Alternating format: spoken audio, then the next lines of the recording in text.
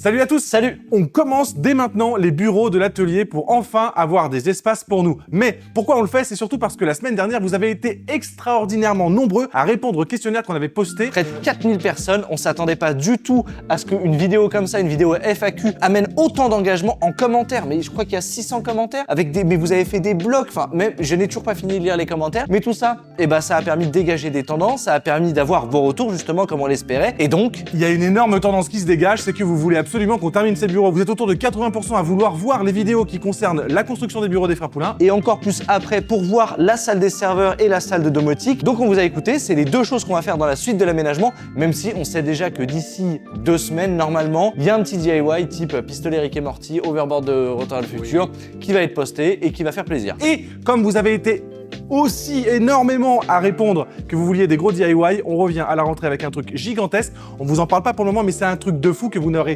jamais vu ailleurs sur une chaîne francophone, ni sur la chaîne des frères Poulain, je peux vous le garantir. Et enfin, ce qui est certain, c'est qu'on va terminer ces travaux-là. Ça s'est pas beaucoup retrouvé dans le questionnaire, mais beaucoup dans les commentaires sur YouTube. On a compris, et on le ressent aussi, 1 an de travaux, ça fait beaucoup. Donc là, même si on va mettre des petits DIY, même si on va essayer de revenir à la rentrée le plus vite avec un très gros projet, on va faire en sorte que cet atelier il soit terminé et qu'on puisse l'exploiter à son plein potentiel. Donc allez, c'est parti. Et là aussi, on vous a écouté. On attaque les bureaux avec une formule un peu à l'ancienne, puisque c'était l'époque où on faisait des voix off. On a décidé de refaire ça pour les bureaux. Let's go! C'est parti. Guérido. Guérido. Guérido.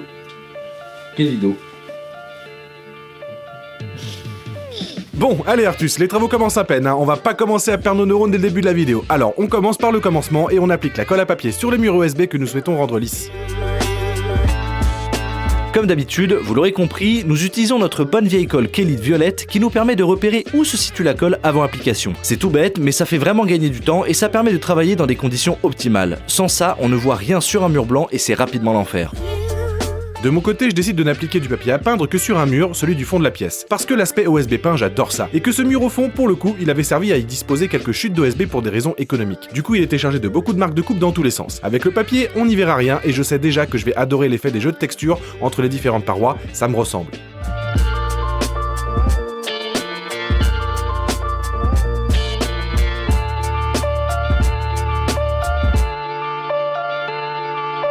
Allez, un petit timelapse pour terminer cette paroi rapidement.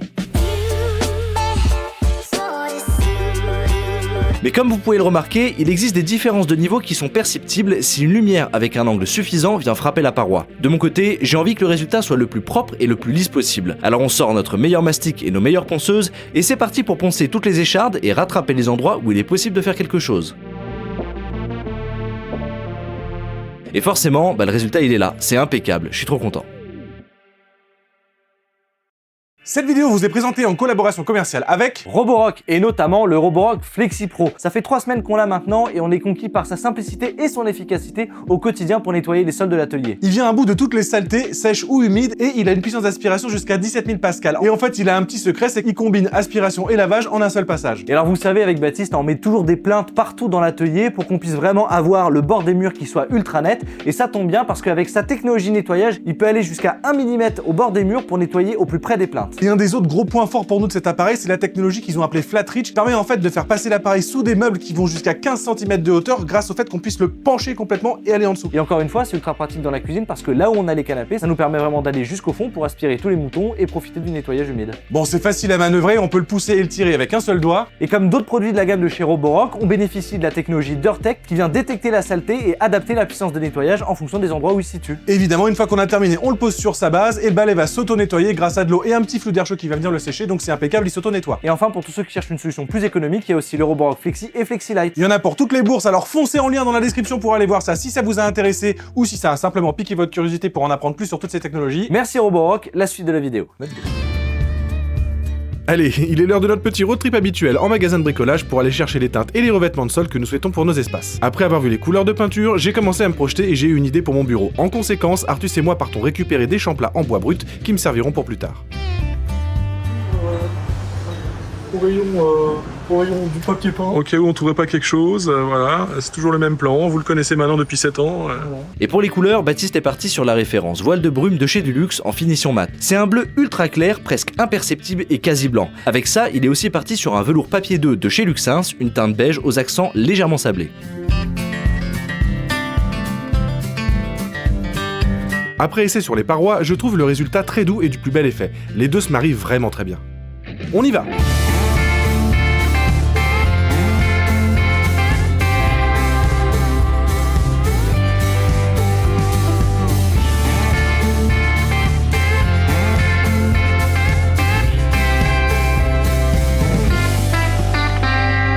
Ah, et on ne vous a pas tout dit, cette fois, pour aller plus vite et continuer d'avancer efficacement dans les travaux de peinture, on s'est équipé et on a acheté un cache-peinture. Ça va nous permettre d'éviter d'appliquer du ruban adhésif de peintre, et pour les endroits délicats, un peu plus techniques, on y va au pinceau, et en faisant attention, ça ne débordera pas, c'est sûr.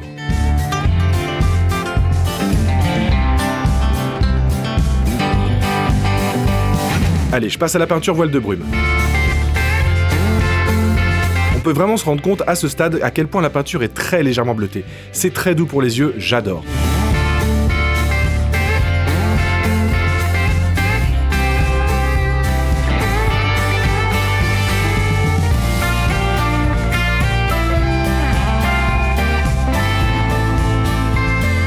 La peinture sur OSB c'est super, grâce aussi au fait qu'on a appliqué des sous-couches à l'avance, mais c'est aussi beaucoup plus beau si les petits interstices sont aussi peints avec précision. Alors pour ça, il existe deux techniques à utiliser. Prendre un petit rouleau mousse et faire pénétrer la peinture.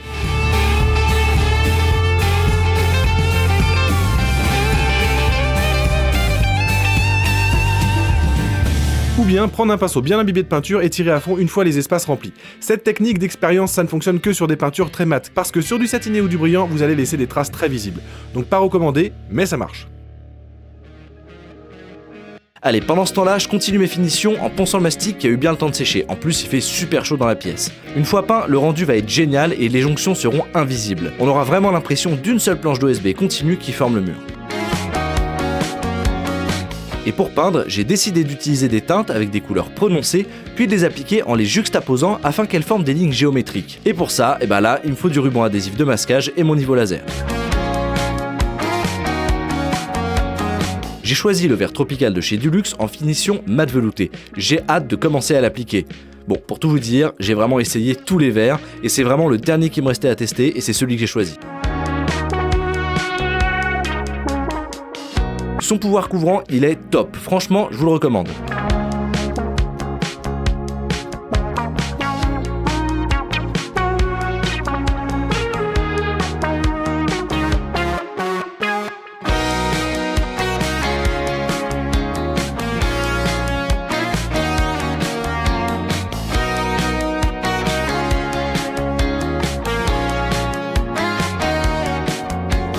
C'est une technique qui fait que je remplis déjà les aspérités, pas comme Baptiste qui doit mettre un coup de rouleau. Regarde.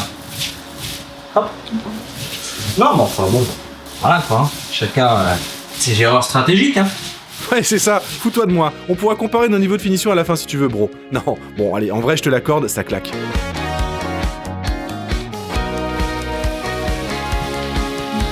Et voilà. Ça ira jusque là. C'est donc ici que je vais rejoindre mes coloris plus tard. Avec des lignes diagonales comme ça, on va jouer sur les volumes et casser les angles naturels du bureau. Après, avec la déco, ça va être top.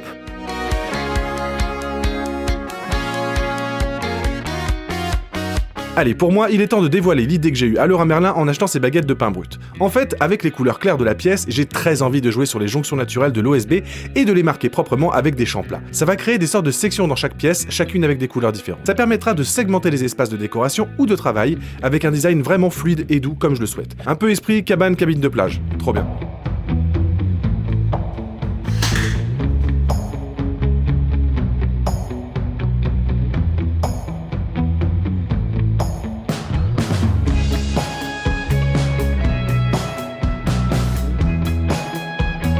Là, sans le savoir à ce moment, je commets une petite erreur parce que je calcule la hauteur de la baguette, mais j'oublie que j'ai également acheté du jonc de mer à poser au sol. Donc forcément, tout ça c'est un peu trop bas. Personne n'est parfait, ok? Je fais de mon mieux, ça va.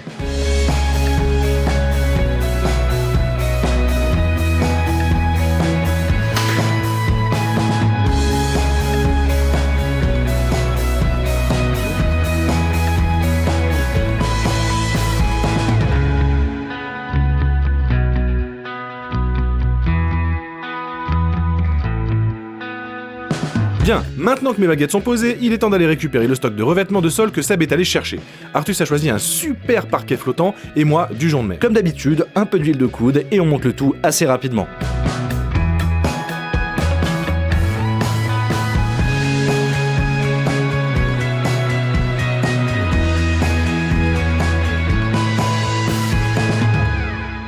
Pendant ce temps-là, je m'attelle à effectuer ma peinture avec des angles bien au propre.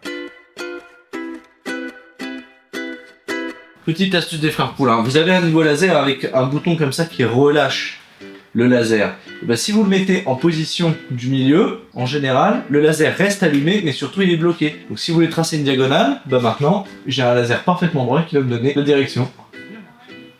Petit tip des frères Poulain, ça fait longtemps. Sinon, quand il fait trop jour et qu'on voit pas le laser, et qu'on a la flemme de trouver l'autre laser qui se voit mieux en plein jour, on prend une règle. Si vous avez pas de règle, vous prenez une plainte. Bon allez, le principal, c'est de tracer pour peindre. Let's go. Ce bleu Eclipse de la gamme de chez Envie est vraiment celui que je voulais. Une teinte juste entre des couleurs profondes, mais sans trop absorber de lumière. Hâte de voir le résultat.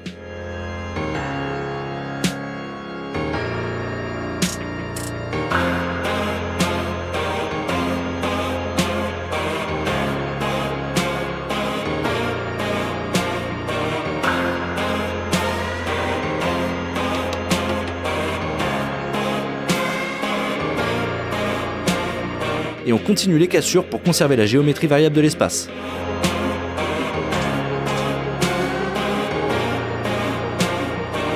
Alors au décollage, ça va être foirade ou réussite?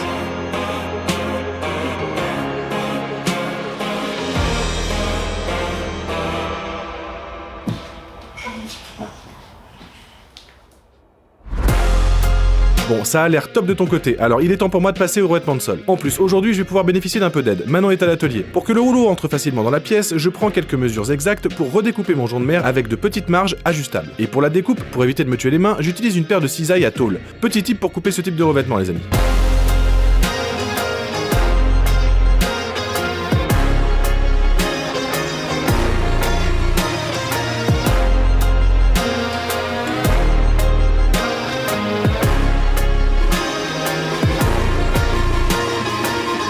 Allez, on déroule le tout dans le bureau, j'ai hâte de voir ce que ça va rendre. L'avantage du jonc de mer, c'est qu'il est tressé et donc peut facilement s'étirer, rendant la pose plus facile à travailler. Je passe aux découpes de précision en retournant le jonc, puis en marquant sa pliure avec le mur. Il ne reste plus qu'à tracer et découper. Et une fois que c'est fait, on passe à la colle.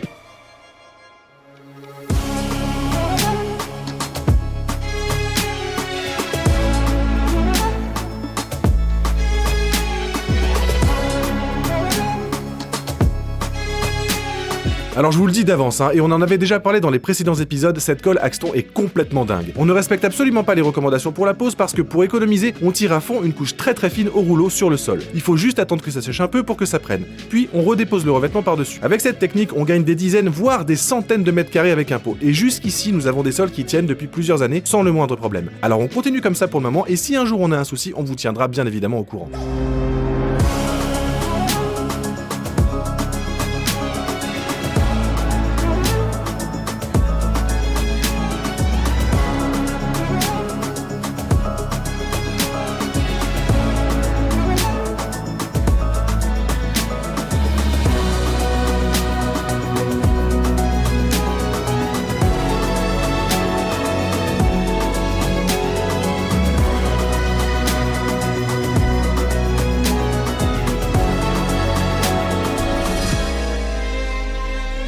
Par acquis de conscience, je rajoute une petite bande de jonc qui viendra se caler sous la plinthe parce que je veux pas non plus trop tirer sur le revêtement. Ça c'était vraiment pas nécessaire et ça sera invisible, mais j'avais envie de le faire. Alors bon, au moins je teste et ça vous montre une technique.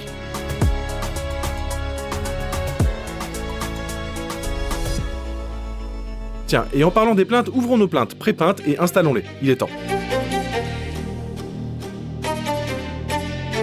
Vous vous rappelez de ce que je vous avais dit en début d'épisode, hein? Bah voilà.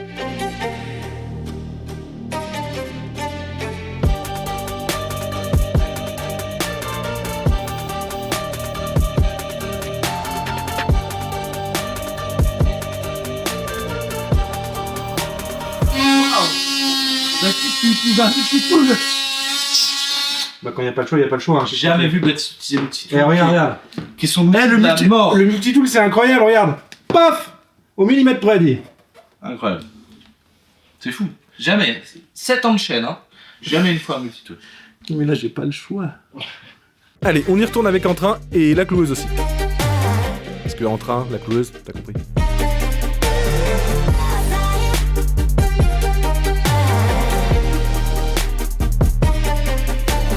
Une fois les plaintes posées, il faut réparer esthétiquement un contour de fenêtre qui est vraiment abîmé. Les anciens locataires ou le propriétaire avaient retiré cette plainte en acier pour une raison inconnue. Je décide donc de la recouvrir et de la jointer avec du bois. Une fois peint avec le contour, on y verra avec du feu.